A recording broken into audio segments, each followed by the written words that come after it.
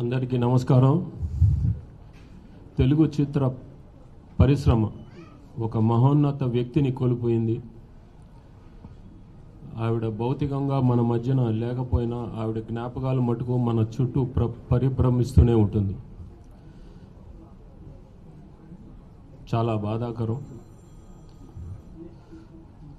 అయినా ఆవిడ 12వ ఏట తెలుగు చిత్ర పరిశ్రమలోకి అడుగుపెట్టారు. ఆవిడ అనసూయ చిత్రం ద్వారా బాలనటిగా పరిచయం అయ్యారు. దాని తర్వాత 3 ఏళ్లకు మిర్జాపురం రాజావారితో ప్రయాణం సాగించారు.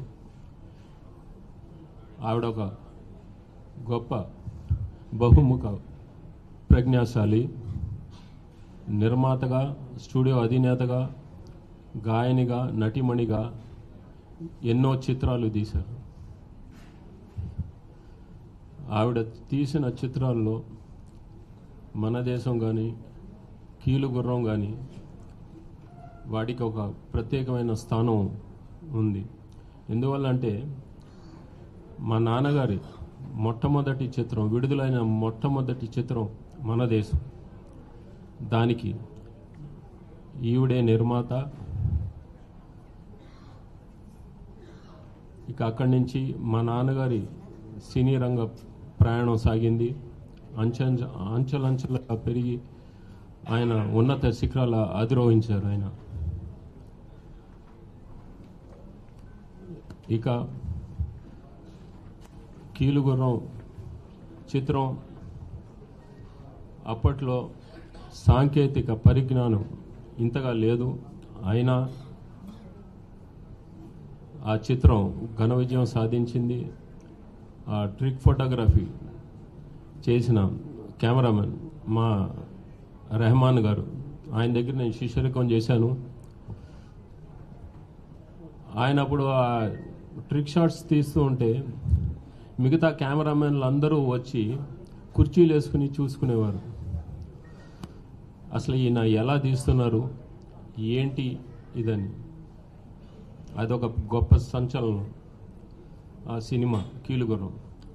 దాంట్లో మా బాబాయ్ అంటే అక్కినేని నాగేశ్వరరావు గారు, ఆయన్ని మేము బాబాయ్గా సంబోధిస్తాం. ఎందుకంటే మా నాన్నగారికి ఆయనకి అన్నాదమ్ముల అనుబంధం.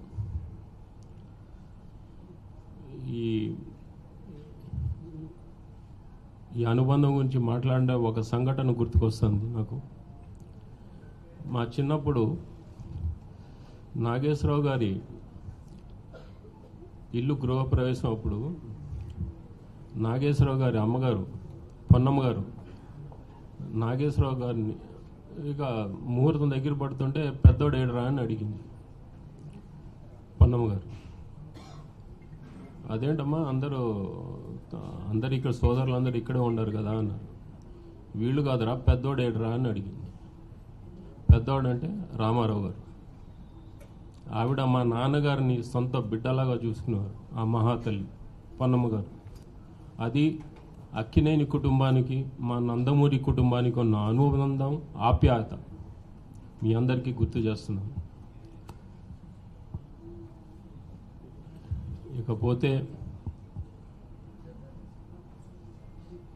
ఈవిడ నిండు నూరేళ్ళు జీవించారు. ఆవిడ ఆత్మకు శాంతి కలగాలని ఆ భగవంతుణ్ణి, అలాగే ఆవిడ కుటుంబానికి మనోధైర్యాన్ని ప్రసాదించాలని ఆ భగవంతుణ్ణి కోరుకుంటూ సెలవు తీసుకున్నాను. జై హింద్.